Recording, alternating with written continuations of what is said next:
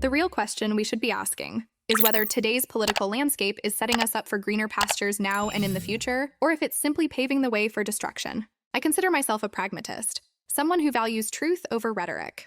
The problem is that political pundits, for the most part, are entertainers in a world where fantasy is dressed up as reality. Just look at the narrative that Biden was a strong leader. Doubt him, then watch him. He's been defeating the odds his entire life. This has been a recurring theme, Michael, for us, where Joe Biden's underestimated before Iowa. Right. He's underestimated before and after New Hampshire. He's been told he's too old since 2000. He just keeps surprising people. He just keeps winning. He just keeps outperforming. It crumbled when reality became too obvious to ignore. No longer could the media prop up the myth that Biden was running the country. So now, we have the next figure stepping into the spotlight to present another facade of leadership, another face of the unknown, another puppet to keep the show going. Now let's talk about Trump. Is he a great debater? No. But do I believe he genuinely wants what's best for this country? Yes. At nearly 80 years old, Trump has, intentionally or not, picked a fight with a bureaucracy that believes in submission over coexistence. He's battling an enemy that remains anonymous, and it's fighting on its own terms. The man is dragged into courtrooms where the judge, jury, and prosecutor seem to operate as one, all under the guise of justice. The whole thing is disgusting. They're just out to get him. And that's why, the surging of the public.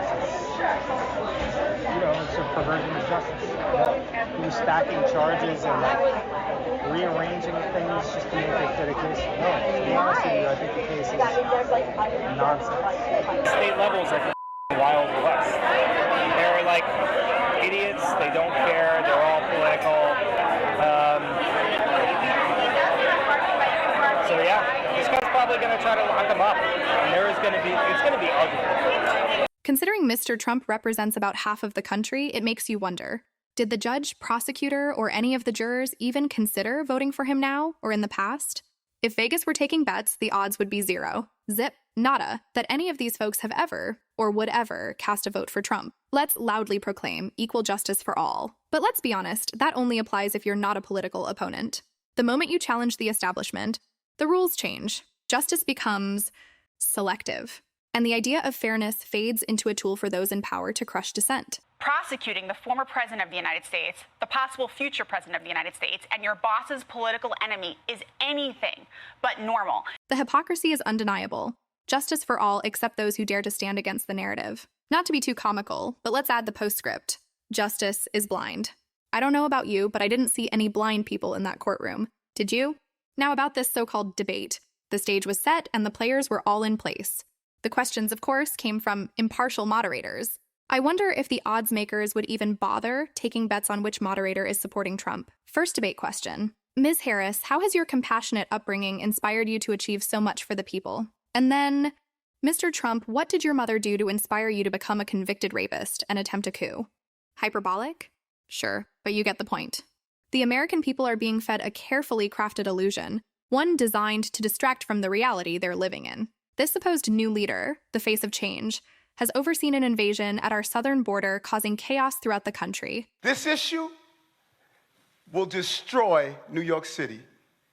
Destroy New York City. Mayor Eric Adams says the city is already running a $12 billion deficit, and it could cost another $12 billion to address the migrant crisis in the next few years. Every service in this city is going to be impacted. All of us. City schools also affected, taking in nearly 20,000 more students. Adams is demanding more financial help from the Biden administration. These Haitians are running into trash cans. They're running into buildings. They're running into... They flipping cars in the middle of the street. And I don't know how, y'all can be comfortable with this. I don't know, who's getting paid from it. There's a clear winner in the migration crisis. The cartels. Their profits from the illicit drug and weapons trades moving across the southern border are estimated in the billions of dollars each year. It's believed they made $13 billion on human smuggling alone in 2021, and the volume has only gone up since then. It's a win-win for them. It's a lose-lose for this country. A currency in freefall and endless wars killing thousands in the name of defending democracy. But is it democracy we are really defending? Or the will of the military-industrial complex? The proxy war in Ukraine has been touted as a stand for freedom, but all it's brought is destruction. A nation left in ruins, countless lives lost, and the defense contractors laughing all the way to the bank. The reality is brutal, but don't worry. The script will change when it suits the narrative, because that's the only constant here: manipulation. Give this another week or two and we'll become the brokers of peace. This deal, of course, will be signed in the only building left standing in Ukraine. As we hear hollow platitudes from the next chosen leader, like, what can be unburdened by what has been? I'm reminded of something far more dangerous: the refusal to learn from history. This isn't some visionary slogan, it's an endorsement of ignorance. Why should we print money as if it grows on trees, throw open our borders to chaos, and promote the erasure of identity, culture, and heritage, all while pretending we're creating something better? It's a delusion. The echoes of Mao's Cultural Revolution ring loud. His vision, too, was about erasing the past, its customs, its culture, its very essence, in the name of some glorious future. But what did that revolution actually deliver?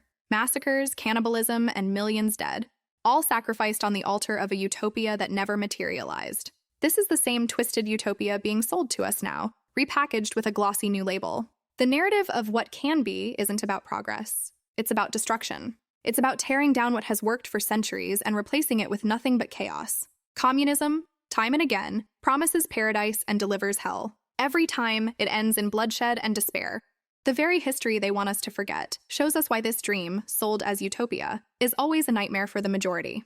Harris's version of the Cultural Revolution is just that: a modern-day attempt to erase everything that holds society together. And like all communist experiments, it will result in suffering for many and prosperity for a few. So no, what can be isn't a bright, hopeful future. It's a dark, dystopian reality that we've seen before, and it always ends the same way: in ruin.